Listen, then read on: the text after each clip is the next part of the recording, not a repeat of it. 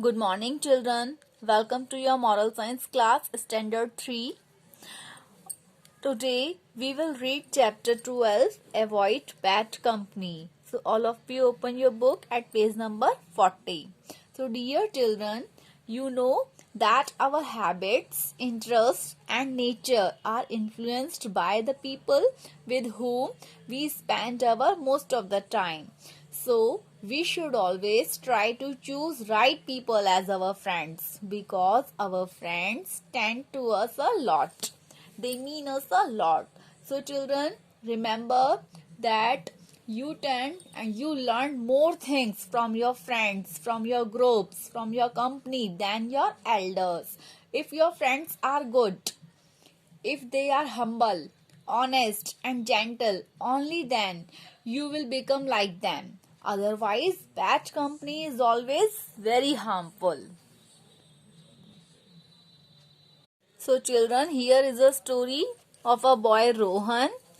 Let us see how his friends influence him. Read this chapter. Avoid bad company. Rohan was very good in his studies, but for the past 2 months, he was not taking any interest in his studies. His father noticed this change in Rohan. He decided to find the reason. He came to know that Rohan had made 2 new friends in recent months. Their company was influencing Rohan.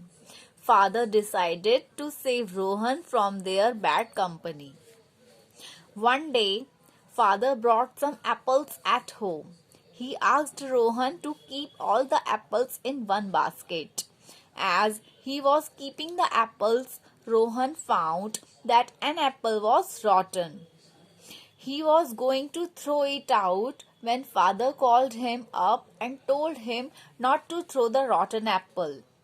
Rohan was surprised to hear this. After 2 days, father called up Rohan and said, "Bring the apples to me."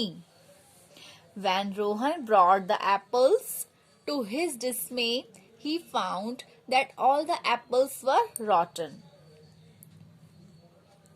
Father then said, "You see, one rotten apple has spoiled all the good apples. In the same way, bad company ruins even a good person." Rohan understood what his father was saying. He gave up the bad company of his 2 new friends. So, children, you saw that there was only one rotten apple in the basket and it spoiled all the good apples. So, even one bad person can influence you. So, always keep it in mind that it is better to be alone than in a bad company. Children, one bad fish can make the whole pond dirty. So, acquire good habits.